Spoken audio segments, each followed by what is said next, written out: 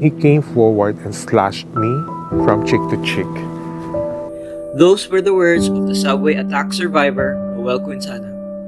His case is one of almost 4,000 anti-Asian hate incidents reported in the US over the past year. That's an increase of 150% between 2019 and 2020. But how did it all start? We look back at the history of America's bigotry against people of Asian descent.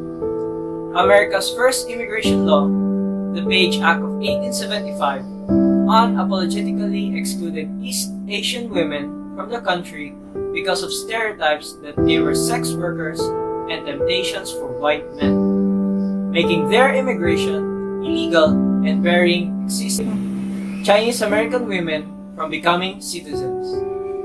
There are just few among the many recorded anti-Asian hate incidents in the past century. Anti-Asian racism and violent attacks on Asian have only increased in recent months.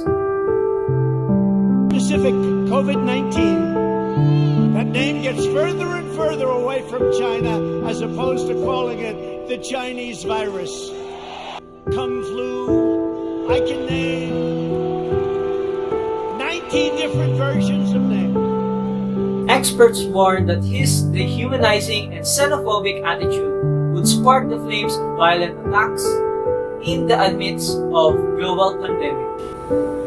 On March 17, the Atlanta shootings that killed 8 people, 6 of them Asian women, took place amid an upsurge in anti-Asian violence during the pandemic.